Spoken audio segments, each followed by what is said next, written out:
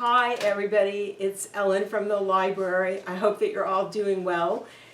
I'm here to tell you all about the things we're sending in your packet this time for you and what's on the letter. So all the information about everything for you to do and know will be in your packet.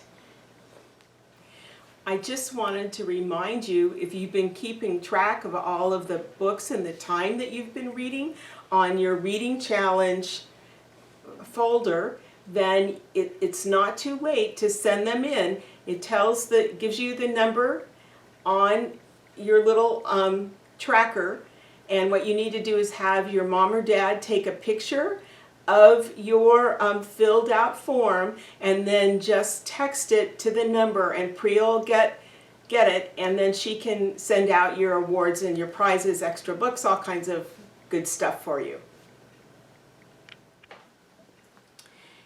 The book that you get this month is called The Hike by Allison Farrell. And if you like to hike with your family, then you'll know a lot of things that go on and happen in the book. And if you've never hiked before, it might give you some good ideas on how to do it. You know, there's a lot of things we can't do right now. We can't go places where there's lots of other people, and we have to be careful not to get too close. But getting out in the woods, in the outdoors, with the trees and all the animals is one thing that we can do. And around here, there's lots of great places to go for hikes. This book's about 3 little girls that go for a hike, and they all can do something different. One reads the map, one brings her sketchbook and draws, and the other one takes care of their dog. They have lots of adventures and they see lots of things. And the really fun thing about this book is that in the pictures, there's lots of things that you see in the woods that are identified. And so there's a lot to look at. It's a good book to sit with your mom or your dad, or you're a grown-up, another grown-up, or your big brother or sister, and look at everything and talk about what you see. And one of the things that they make in the book is a little leaf basket. You can see they make one because they're picking berries. And I can show you how you can make one.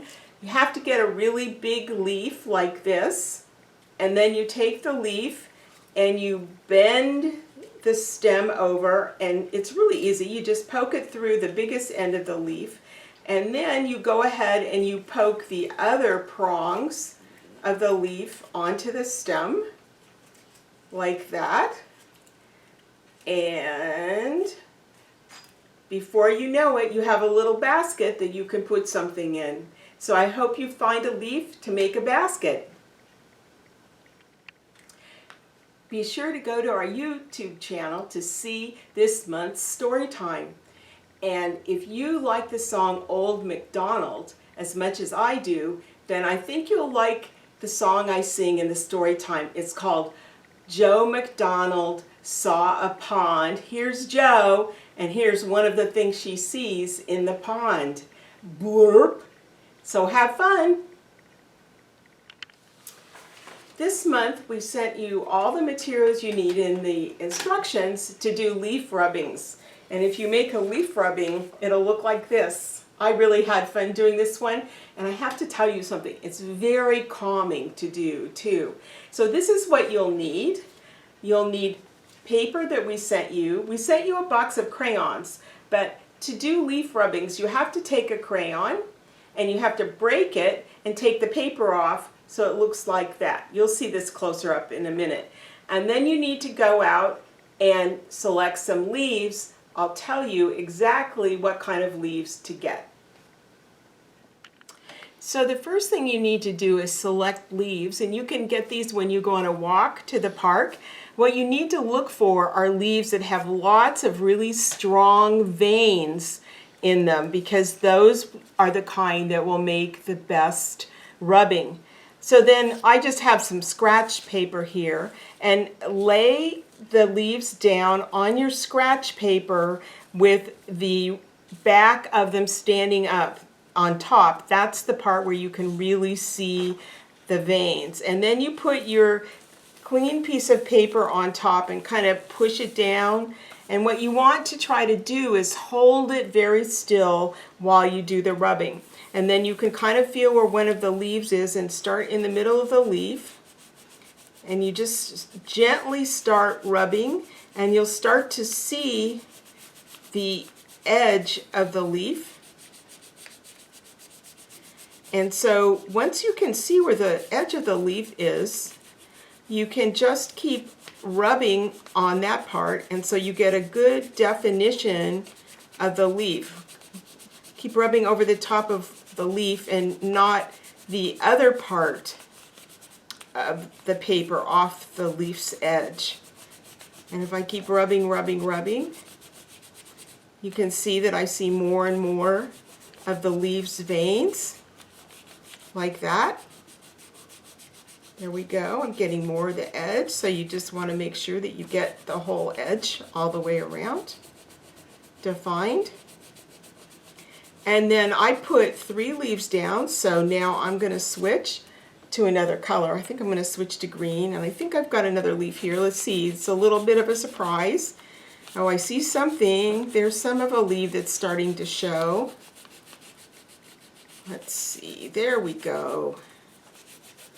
Just gently rub and hold the leaf down. Hold the paper down so the leaf doesn't move around. And it is true that once you lift up your paper, it can be hard to put it back in the same place. So you want to keep holding it down right where you started. There's our second leaf. And I think I'm going to use blue for my third leaf. And I think it's over here. Here we go. Oh, yep, there it is. There's my third leaf. After you do this a little bit, you get much better at being able to figure out where your leaves are. And you can see that the darker colors, too, are really good. But you can use any of the colors in the box of crayons that you like. And there you go. That's how you do a leaf rubbing, just like that. And you can use most of the leaves a couple of times, but then you might have to get more. So collect 2 or 3 leaves of each kind that you like when you go on your walk so that you have them to do your rubbing. You can also rub keys, and you can rub coins too if you want to. So I hope you enjoy doing leaf rubbings, and you can keep doing them again and again. You don't need special paper, just any paper you have around your house will work. We all have to wear a mask whenever we go out and we're around other people, don't we? So we sent you all the materials so that you can make a really good, pretty good mask out of a bandana. I'm going to show you how to do it right now. So take your bandana and lay it flat on the table. This is kind of a big one. Yours is not quite so big, with the outside underneath. So that this is the inside. And then what you want to do is you want to fold both of these long edges evenly into the center. Trying to get them even. There we go. And then press it nice and firmly to make a good crease. Then this is probably the hardest part of it. Now you have to turn it over like that. Okay, so now you have these 2 folded edges. Take those 2 folded edges and bring them into the center again, like that.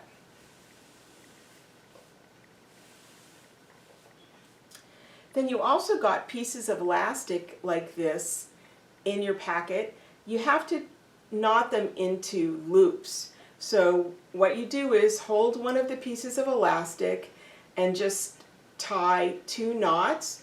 Tie a little knot and leave some extra so that you can tie a second knot. So it just ends up being a little loop, and then you can kind of pull it tight.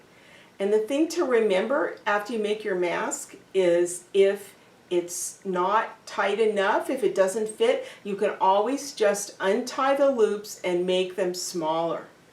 So the next thing that you do is you take your loops and put them around your bandana like this. And what you want to do is you want to leave the space in the middle to be big enough to fit across your face. like that. Then you fold in these two sides,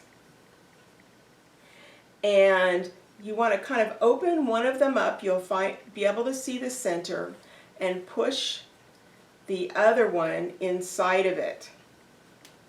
And then all you need to do, I'm going to take my glasses off, all you need to do then is take the two loops, put your mask up against your face, and put the loops around your ears like this.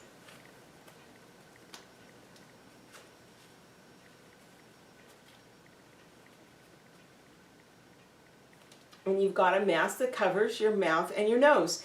And you can always undo the mask, take the elastic loops off, wash your bandana, and then put it all back together again. It's really easy, and it is important to wash it every once in a while, maybe once a week, depending on how often you use it. Okay, and that's how you make a bandana mask. We also sent you a nature scavenger hunt sheet. So you can take this when you take a walk around your neighborhood and take one of the crayons we sent you to use to mark it. And what you do is you mark things when you see them. Things like a flower, a green leaf, a cloud, tree bark, butterflies. Mark off whatever you see, and then you can tally it all up. And the good thing about taking a piece of paper to like this is that it helps you really look around and see what there is around you. This month we sent you some games to play. If you're a little kid, you'll get one of these kind of educational games. There's ABCs and counting and different kinds of identification games to play. If you're a big kid, you'll get one of these boxes that has 6 different card games in it. It has Old Maid, it has Go Fish, it has Crazy Eights, Slapjack, a bunch of different games. And you know what? The best way to learn is when having fun, and playing games is really fun. I also included in your letter some links to some nature videos to watch. One is called Virtual Yosemite, and I don't know if you've ever been to Yosemite, but it's really one of the natural treasures of our world, and it's just right here in California. So you can go visit that, and you can go all around the park on your computer or your phone, because it's kind of hard to visit there now. And then we also have some Ranger Rick videos of animals. One is watch a seahorse swim. They're all really short. They're just like less than a minute. And you can watch hummingbirds fly. You can watch a monarch caterpillar turn into a chrysalis. And then I bet you know what happens to something that goes into a chrysalis. What does it come out to be? Does it come out to be a butterfly? And also snacking squirrels. Those are the links I sent you, but there's a whole bunch of other really fun animal videos to watch. This month, as a special surprise, you get one of our Santa Clara City Library Reading is Magic tote bags. And they're perfect to put your books in, if you have books, your school supplies. Even if you go to the grocery store, you can take it to the grocery store to put your groceries in. You can carry your lunch in it, whatever you want. Carry your Legos in it if you need something to put your Legos in. So I hope you enjoy your bag. Actually, I think you have to share it with your mom or dad. I hope you have a great start to school, and we'll be back soon with more books and more activities. You guys all take care of yourselves. Bye-bye.